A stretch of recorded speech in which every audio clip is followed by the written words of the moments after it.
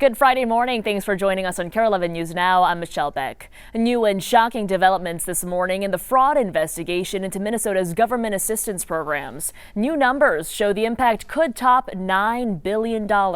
Industrial scale fraud are the words U.S. Attorney Joe Thompson used in the last 24 hours. He announced 6 new people are facing charges for their roles in defrauding the government. One person has already pleaded guilty. These new charges involve the state programs for autism services and housing stabilization. Prosecutors revealed a total of 14 programs are now under investigation. Programs that since 2018 have cost $18 billion, and about half of that amount may be tied to fraud. Also this morning, the nearly week-long manhunt is over for the suspect in the deadly Brown University shooting. Authorities say he was found dead inside a storage facility in New Hampshire. CNN's Reed Binion reports. An individual was identified as Claudio Neves Valente. A days-long manhunt for a killer coming to an end Thursday night. Authorities announcing the Brown University shooting suspect was found dead at a New Hampshire storage facility. He was a 48-year-old man. He was a Brown student. He was a Portuguese national. And I will tell you that he took his own life tonight. He was found dead with a satchel, with 2 firearms, and evidence in the car. Brown University's president said in a statement Neves Valente was enrolled from fall of 2000 to spring 2001 and had no active affiliation with the school at the time of Saturday's shooting. Officials say Neves Valente also murdered an MIT professor days after the Brown University attack. There is a video footage of him entering an apartment building in the location of the professor's apartment. Neves Valente and that professor attended the same academic program in Portugal between 1995 and 2000. Authorities made a major breakthrough in the manhunt after a person came to police with information Rhode Island's Attorney General said, quote, blew this case right open. That person led us to the car, which led us to the name, which led us to the photographs of that individual renting the car, which matched the clothing. I'm Reed Binion reporting. Turning now to Wisconsin, a jury found a judge guilty of helping a Mexican immigrant dodge federal authorities. Federal prosecutors charged Milwaukee County Circuit Judge Hannah Dugan with obstruction in April. According to court documents, Dugan learned federal agents were outside her courtroom waiting for a 31-year-old man who had re-entered the U.S. illegally.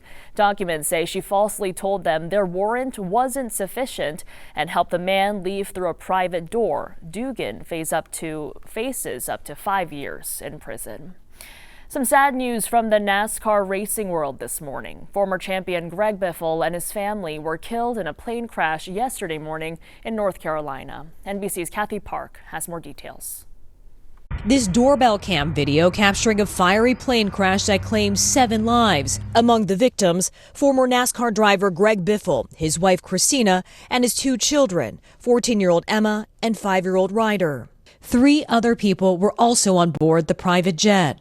It looked like a bomb going off. It just black smoke everywhere. Josh Green was playing golf nearby when the plane went down. It was flying from this way. It was way too low. Huge explosion. He says he shot this video after calling 911. All we saw from our point of view was the plane nosedive into the ground, a mushroom-like explosion, and we felt the heat. Authorities say the plane departed for Sarasota, Florida, Thursday morning in drizzly and foggy conditions. Flight tracking data show the aircraft turning around moments after takeoff. Here comes Biffle. Greg Biffle is back to the lead. Biffle was a NASCAR Hall of Fame nominee, winning 19 Cup Series races in his career.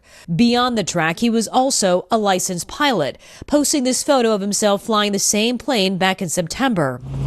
When Hurricane Helene devastated western North Carolina last year, Biffle flew helicopter missions to help save lives and deliver supplies. We were just people helping people. Biffle's passing has rocked the world of motorsports. NASCAR posting his passion for racing, his integrity, and his commitment to fans and fellow competitors alike made a lasting impact on the sport. Richard Petty writing, Greg was not only a fearless competitor, but someone who showed that same fearlessness in his generosity to others. Kyle Busch posting, the memories we shared both on and off the racetrack will stay in our hearts forever. Well, this morning, stores across the country are preparing for Super Saturday tomorrow, the last Saturday before Christmas. It is one of the biggest shopping days of the season. The National Retail Association predicts more than 158 million people plan to shop in-store or online. We spoke with Target, the retailer expecting to see a crowd.